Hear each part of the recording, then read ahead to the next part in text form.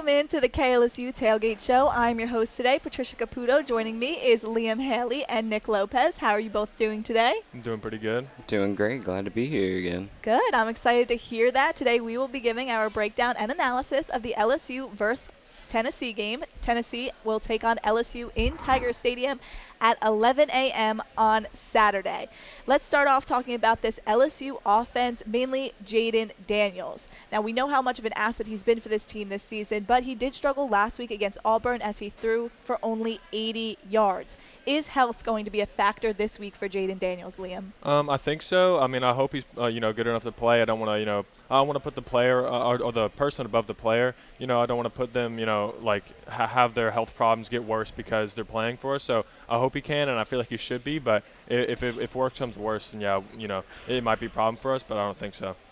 Yeah, at this part of the year, I think everybody's a little banged up here and there, but I think Daniels is still good to go. I think he just had an off week against Auburn, but I think he'll be ready against Tennessee this week. Now, Jaden Daniels did get hit in the knee during that Auburn game where Brian Kelly made the executive decision to take him out of the game, and Kelly did say that had Jaden Daniels wanted to stay in, if it was Jaden Daniels' choice, he would have, but Brian Kelly ultimately made that decision. But he was also coming into that game with a lower back strain that occurred during the New Mexico game, which was possibly some of the reasons that Jaden Daniels missed some open passes and had trouble reading that Auburn defense at first. With that being said, you're going into a number 8th ranked team in Tennessee this weekend. Does Jaden Daniels have to get better at working through his progressions before he opts to run the ball, Nick? I think the run game has worked for him well recently, and his receivers haven't been helping him as much either. So I think if he was to take off a little bit more, I wouldn't blame him as long as he's being effective with it. Yeah, I mean, I would agree. I feel like he's been running just the right amount. Being able to look at his go through his progressions, look at that guy's not open, this guy's not open, and then go into running the ball because he can scramble really well as we've seen through this season. So. I feel like he's gotten a lot better as the season's gone on, and I feel like it's going to get even better against this Tennessee defense. This Tennessee team is ranked 128th in pass defenses out of 131 teams in college football right now. If LSU wants to win this game, Jaden Daniels has to throw the ball. And they seem to have tried to get that going this week as Jaden Daniels called for a players-only meeting. Malik Neighbors did say that they found answers during that meeting. Liam, what answers do you think that they found? I feel like I've been preaching this in the Sunday shows for a while now that it's not really the talent or the playbook. I feel like it's more of the connections that's between Jaden and his receivers, because once they have that, it opens up a lot more things. So I feel like a lot of the answers were just chemistry things and get on the right page, because once that happens, it opens up everything else. Yeah, I agree with Liam. I think what they need to be looking for is a way to start faster, because they have struggled with that recently. But I also think that especially the receivers, they need to find answers on. They've had some really bad drops recently, and they just have to find a way to help Jaden Daniels out as much as they can. Speaking of bad drops, they dropped 6 passes last week against Auburn, and that was the most in the SEC according to Pro Football Focus. The wide receivers, speaking specifically of them, had 6 drop passes, where then we saw guys like Mason Taylor dropping receptions as well at that tight end position. What this team has seemed to say, and what Jaden Daniels said, Brian Kelly, and Malik Neighbors all said this week, is that it's about trust, that these wide receivers and the quarterback need to form trust. Does that happen this week? As we're approaching midway through the season, how much more time does this team have to develop the trust that they think can fix this offense? Well, I mean, I feel like you should have had this kind of trust with your offense a lot early in the season, because as you go on, you really can't just not have that and be successful, especially in teams against Tennessee or any other SEC team. So I feel like if any game would be the game that kind of sparks that, it would be this one, just because it's a ranked matchup where the underdogs are at home. So, if we can pull out this win, I feel like it would help out a lot with trust. I think the team already trusts themselves. They don't have games as they did early in the season where they had to fight back without gaining trust in each other. So I think the trust is there. I just think the connection needs to get there a little more. Correct. I agree with you as well, Nick. And they were preaching this trust this season. There's not much time. As Liam, I agree with you that there needs to be that trust now. It needs to happen. And part of that comes with Keyshawn Boutte being a part of this offensive scheme, as he only has 97 receiving yards this season. He's expected to be a first-round draft pick. That's not the type of stats that you expect to see. So is this week finally the week that the trust all comes together, the connections come together, and Keyshawn Boutte finally gets his first touchdown of the season? I feel like it, and I also feel like he kind of has to for us to win this game. I mean, we have a lot of receivers, but, I feel like this is the game that Keyshawn needs to show out and show why he's been touted as this, first-round draft pick, this high draft pick, because, he just haven't been getting the ball as much as he did last year. So I feel like if we can get him the ball and get him in space, he can do some damage and probably get a touchdown. Nick? Yeah, I agree with Liam. Keyshawn came into the season as an All-American, and he hasn't shown why he should be an All-American. I think this is a game where he does need to show that, especially against a good team like Tennessee. And what I liked about this players only meeting is that most times you hear that and it seems that something's going wrong, right? But if you look at LSU, they're 4-1. They could quite easily be 5-0 on the season, had a few things gone differently during that Florida State game, that first game of the year.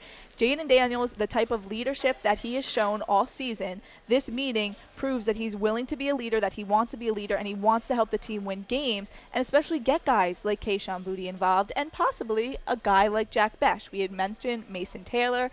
He had a few drop passes last week. We know that now Jack Besh has moved back to that wide receiver position, but would we like to see him get more involved in this offense? I feel like we should have had him, more involved in the offense just by how good he was last year. And I feel like part of that is just his position. Now he's a wide receiver. There's a lot of guys at wide receiver. At tight end, we didn't have too much talent there, so he was able to shine in that position. But I feel like, for us to succeed, especially against this terrible pass defense in Tennessee, we need to get him the ball because we know what he can do. Yeah, with someone as young as Taylor, I think the coaching staff and fans did expect like a couple of hiccups for him coming into this season. But like Liam was saying, Jack Besh did prove last year he should be getting consistent reps on any team in the country, really, and I think this will be the week that starts to happen. And hiccups are normal for a young player, but during an SEC play, during an SEC game, during a top 10 ranked team, hiccups lose games right now. So you have to get a more experienced guy like Jack Besh in there who only had 1 reception for 2 yards last week. All right, that was only 2 less yards than Keyshawn Boutte, who had 1 reception for 4 yards. So get those guys involved, that wide receiver core that we've been preaching about all year. Let it be known that they can be dominant, that connection, that trust has finally developed with this LSU offense. Moving on to this LSU offensive line, Garrett Dellinger is expected to be back this week for the Tigers. He had surgery on his hand last Wednesday, was unable to play against Auburn. Despite the injury, how can he help prove this offensive line this week, Liam? I think just, having the consistency on the line is a huge thing because, we've had rotations, we've had people getting out with injury and everything. So I feel like having any sort of consistency will help out a lot. Even though Garrett Dellinger isn't like a absolutely dominant offensive lineman, he can still play well at the position. So, getting him back would be huge. Well, one positive is he shouldn't get any holding penalties with a cast on that hand. But I think with the offensive line, it's a lot of continuity, so getting a familiar face back in there will help benefit the Tigers. And we know that Miles Frazier is a better tackle than he is guard, but right now the guard is the position that fits him best for this offensive line. And last week he struggled on that left side, where there was a lot of times where him and Emery Jones on that right side as well did lean forward. And usually when a lineman leans forward, that means that's his last attempt to stop the pocket from collapsing. We saw a lot of that, and Garrett Dellinger coming back, putting Miles Frazier at the original position could be helpful. Also, if Charles Turner does go down, Garrett Dellinger is a guy we could see at center if that happens. If not, it could be Fitzgerald West, who's a freshman coming out of concussion protocol just a week ago. So if something does happen with Charles Turner, Garrett Dellinger is the guy that's going to step in that role despite that cast on his hand. But because of this offensive line, with some of the injuries, with some of the struggles that has happened all season, could John Emery Jr. possibly solidify his role as running back one and possibly help out this offensive line block and things of that nature? Or do we see a more equal backfield like we've seen all season, Liam? I feel like it's better for us to have an equal backfield, even though I know Emery is a great player. We have, guys like Josh Williams who can come in and make plays like he did against Auburn. We have guys like Noah Kane that can come in and make plays. So I feel like having a balanced one is a lot better because, if you have just one person that's doing all the running, you can plan against that one person. But if you have 3 people that can come in and out, it's 3 different players. So I feel like that will help out our offense a lot.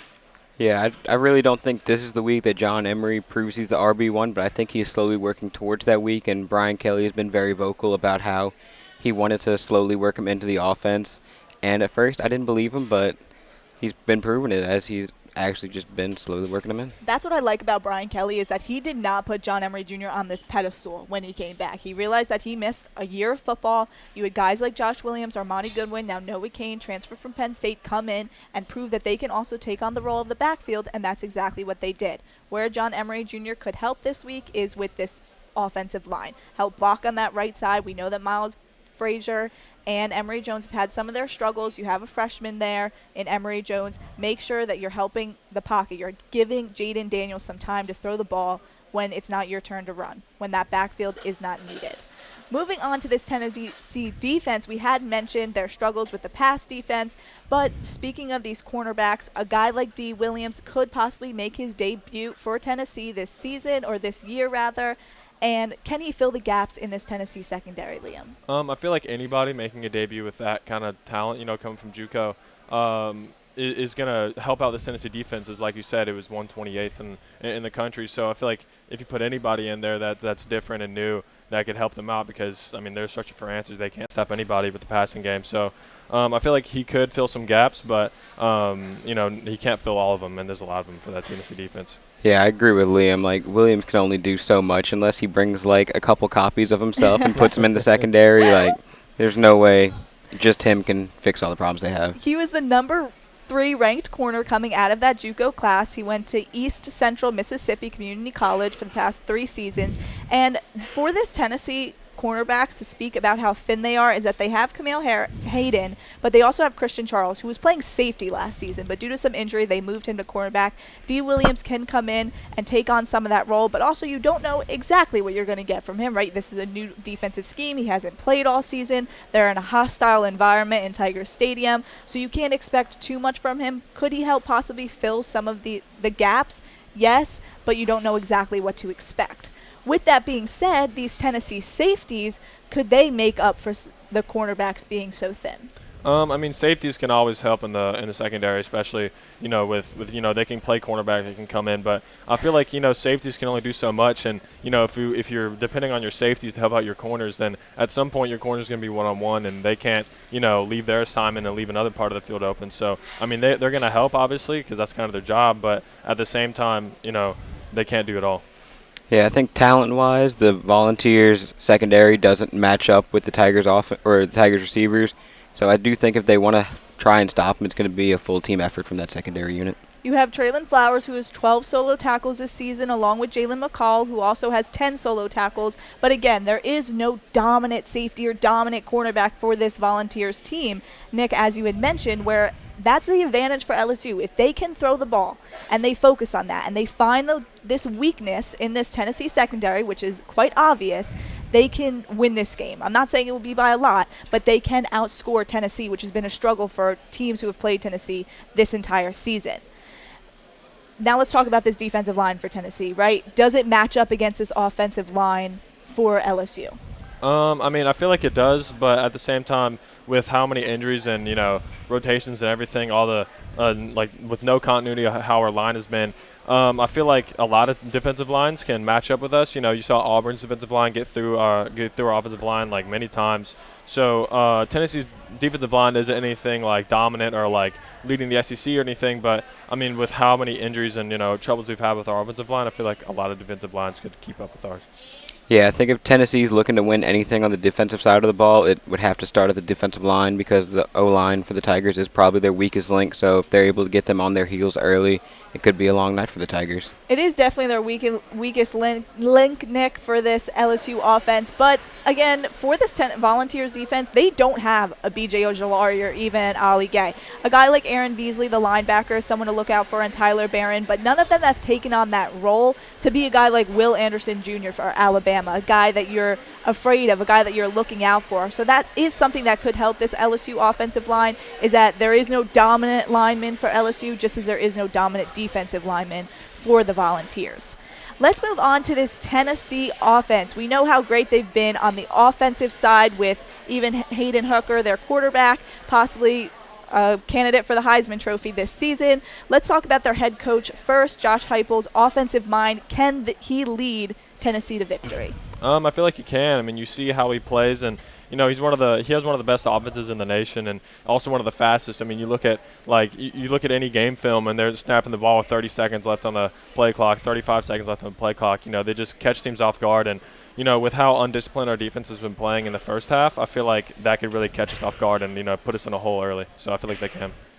Yeah, I think football today, especially on offense, it's a lot more creative and innovative than it ever has been. So if he's able to draw up some plays that the Tigers defense hasn't seen before, or something that confuses them, it could lead to a lot of points for the Volunteers and maybe a W for him. Now, wide receiver Cedric Tillman is not expected to play this week for the Volunteers, but he didn't play last week, or 2 weeks ago rather, against Florida. The Volunteers had their bye week this week, but you did have guys like Brew McCoy step up who had 5 receptions for 102 yards, and that is what this offense is so good at, that guys can step up, they can make plays, and they know how to spot weaknesses in the secondary, and that's something that LSU has also struggled with a thin cornerback room this whole season. So that's something to look out for. Another guy to look out for is Ramel Keaton as well, who went 3 receptions for 69 yards in their win against Florida.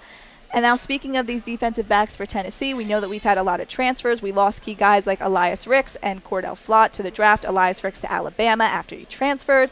How do these Volunteer wideouts match up against these defensive backs this week?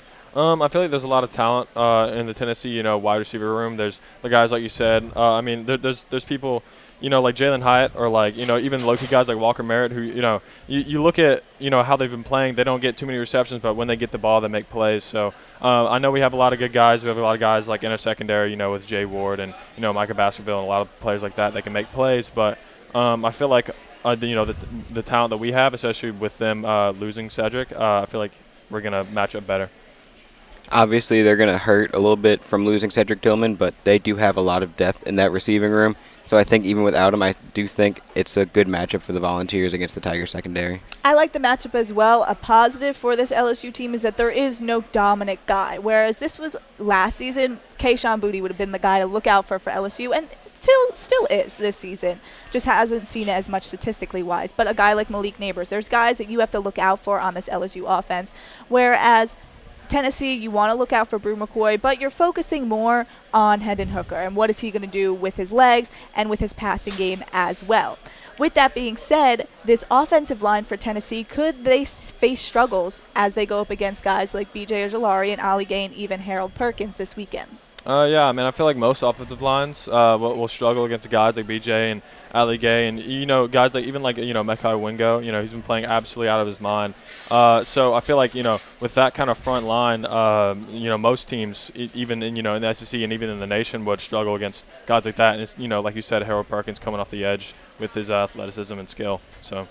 Yeah, I agree with Liam. I do think the Tigers do have one of the best defensive lines and possibly all of college football, and most teams would struggle against them. So if Tennessee does struggle, it's nothing to hold against them because I think most teams would. This Tennessee offensive line is very good at protecting Hooker, their quarterback, and it limits pressure on him. It gives him time to throw in the pocket. That's something the LSU offensive line hasn't been able to do all season for Jaden Daniels. But now you're going up against one of the best defensive lines arguably in the SEC right now, and in a guy like B.J. Ojulari, who is a huge threat. That's a guy that you have to look out for. Could face early struggles. Again, you're in Tiger Stadium. It's a different environment. It will be sold out during this 11 a.m. game, so a lot of fans, there's a lot going on during that game, and that's something that offensive line is going to have to look out for.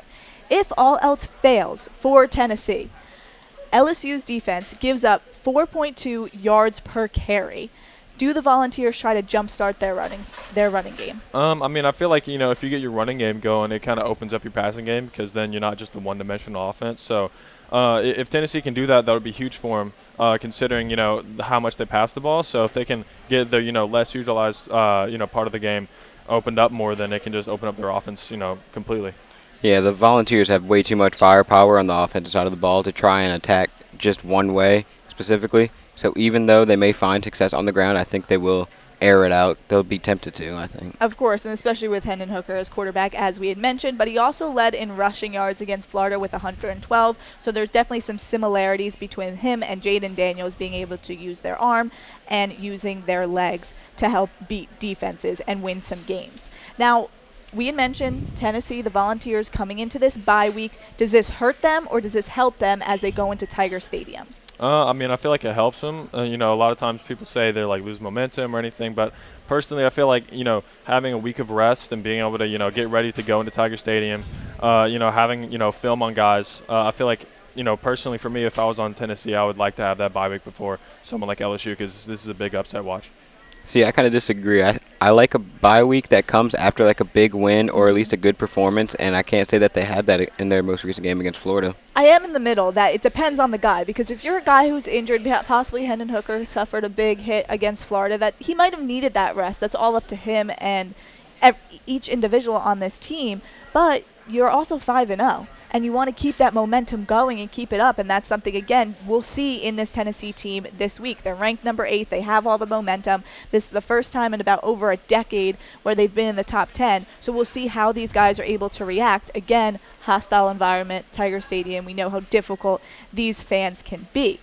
Lastly, let's talk about this LSU defense. Does LSU have to force Hendon Hooker, or does LSU have to focus, rather, on Hendon Hooker's mobility game along with his passing game, which was something that they struggled to do against Auburn in Robbie Ashford? I mean, I feel like you have to focus on it, but just not get tunnel vision like they did against Auburn, like you just said. Because there are plays against Auburn where we were focusing way too hard on the run game, and the safeties came down to try and play help. And then by the time they realized the ball was already over their head, and they made a huge play. So if they can just, you know, keep their head in the game, stay disciplined, and be able to, you know, contain them while also containing the pass game, it would just be huge for us. Yeah, and building off what Liam was saying, Tennessee's receivers are leaps and bounds ahead of Auburn. So if you put them in single coverage because you're rushing the passer a lot, I don't know if I'd like that matchup with the Tigers. Right, we saw that against Auburn. At the beginning of the game, it looked that they prepared strictly for Robbie Ashford to run the ball, and that's not what happened. In fact, he threw for 337 yards in that game. And this week, LSU should have the expectation going to this game that they have to prepare for everything. They have to prepare for Hooker to beat him with his legs, his arm, and his mind as well. Now, talking about Harold Perkins, this week, we know how great he's been, even just as a freshman for this LSU team. Does he have to apply pressure on Hendon Hooker? Will that be his role this week? I feel like that should be his role, you know, because he's shown that he's been absolutely great at it being a freshman. So, I mean, if he can just do what he's been doing the past couple games and get pressure on the quarterback and not make him, you know, feel comfortable in the pocket, like make him feel uncomfortable, make him, you know, make plays. And, you know, Hendon Hooker can make plays, but, you know, if he has to keep making plays over and over again, he might, you know, he'll get tired, you know. And it's just a good thing that, you know, we have Harold Perkins on our side. Yeah, I could see LSU starting to use Perkins in like a Micah Parsons type role where he is a hybrid pass rusher but also a linebacker. So I think if he has the ability to do so, and if he gets to Hooker this week and maybe forces a turnover or two, it would be big, especially since Hooker hasn't turned the ball over at all. Right, and looking at this Tennessee game, it looks like your biggest threat is Hendon Hooker on both sides of the ball.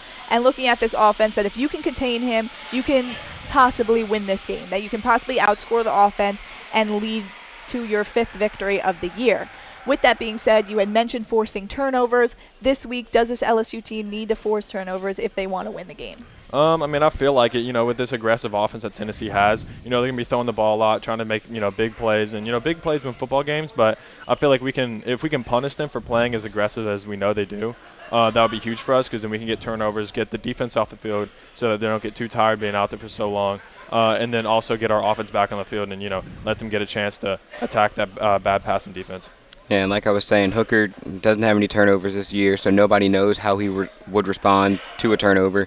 So to put pressure on him and force him to be uncomfortable could play a major role in this game. B.J. Ojulari's turnover against Auburn last week was a game changer. We're down 17-0. He turns over the ball and helps us score our first touchdown of the game. But Brian Kelly did say this week that it has momentum, but we can't rely on turnovers. And I could not agree with that more. You can't go into a game and say, okay, if we get turnovers, we're going to win the game. Or we're going to get a turnover. You can't rely 100% on that. So as you had mentioned, Liam, you have to play aggressive and make sure that you're containing the quarterback.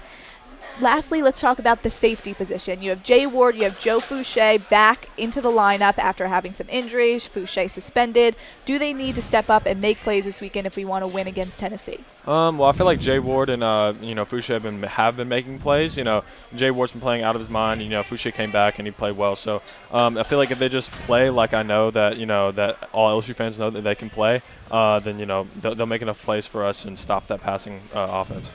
Yeah, I think the Tigers are going to need big plays from whoever they can get them from, whether it's a no-name guy that's starting in his first game or a veteran leader of the team. And games like this is where guys are out to prove themselves, so I'm just looking forward to see who does that. Jay Ward had an injury, but against New Mexico, he had 15 total tackles. Joe Fouché is a hard-nosed guy, and he's not afraid to contain the run game. He's not afraid to go out there and tackle the running back and make a big play, and that could be another advantage if Tennessee does decide to try to utilize this ground game and pick up some yards. Now, what are the keys for Tennessee to really win this game? We talked about a lot of the keys for LSU, but what do they need to do to win this game in Tiger Stadium this weekend? I feel like Tennessee just needs to get their passing game going because that's their biggest strength, and also just limit all the pressure that Harold Perkins and BJ can get on Hendon Hooker because that's their biggest playmaker. And then I feel like on defense, just getting to Jaden and force him to make plays constantly because Jaden can make plays, but as I was saying about Hendon Hooker, earlier, if you're forcing a guy like Hendon Hooker or Jaden to make a lot of plays all the time, they're going to get tired and they're going to eventually make mistakes or slip up. So if they can do that, then they could win this game. Yeah, I would say their potent offense is what would lead them to a win in this game. I don't think their defense has enough to push them over the top, so I think the offense will need to do a majority of the work. We know that the defense has had its struggles for Tennessee. Their goal has to be to get to this offensive line. That's a weakness for this LSU team. And if it can get through it, they can help the pocket collapse, then they could possibly contain Jaden Daniels and get to him both with his legs and with his arms. And again, as Nick said, you got to make sure that your offense is 100%, right? You got to make sure Hendon Hooker is out there making plays. Another weakness for this LSU team is their secondary, so make sure that you're getting back there and, again, using these weaknesses to your advantage. Now, Tennessee, if they win this weekend, would they be a threat to Georgia? Georgia nearly lost to Mizzou last week. Mizzou is 2-3 on the season. Georgia won 26-22, and they did not lead most of the game. So how much of a threat are they to a team like Georgia? I feel like, it would be a fun game in the beginning, but I feel like for Georgia that was just, a hiccup in their season, which, it was a very bad one, almost losing to Mizzou, taking the lead in the final couple minutes only. So, I mean, it was scary for Georgia, and, it's understandable why they dropped in the rankings a little bit, but I feel like for Tennessee, I just don't think they can overpower this Georgia defense. Yeah, I think win or lose, I still have Tennessee as a threat to Georgia. Missouri showed that they are beatable, and Tennessee is a lot better than Mizzou, so I think win or lose, Tennessee is still a threat to Georgia in the East. You can have an off game, but there was an expectation for Georgia to quite literally destroy Mizzou, right? To just get a big win. It was going to be a blowout game, and it was not that at all. Anything could happen in the SEC. We know that. But Tennessee does seem like they're creeping in on this Georgia team. It could possibly be a threat in the future. To wrap this show up, let's give our score predictions. Liam, what is the final score and who wins the game? I feel like final score will be 24-18. Might be, some missed PATs, a couple field goals, something like that. But I feel like personally LSU will win this game 24-18. I got 38-35 for LSU, and I think they'll be in the top 15 this time next week. I was going to pull a Lee Corso and be like, not so fast, hoping someone was going to pick Tennessee. But I'm going to say that LSU will come away with the win, 27-24. Now, I'm going to go strictly off of stats, right? LSU is undefeated since 2000 when they play in games at 11 a.m. They are 0-8 on the season, right? So going with the statistics, they possibly could come away with this win, an 11 a.m. game. I promise you all I won't jinx it, all right? I really think that this LSU offense can come out here. If they fix some of their problems in this players' meeting this week, they can come out here, win the game by a field goal. ESPN has them at a 58.3% chance of winning. So I say that they come away with this win. We go 5-1 in the season, and they give Tennessee their first loss. LSU moves up in the AP polls, and Tennessee will still be there, but they could possibly fall. And it shows how great this LSU team can be under Brian Kelly in years to come. It's almost like a statement win. That is all we have for you today. This has been the KLSU Tailgate Show. I am Patricia.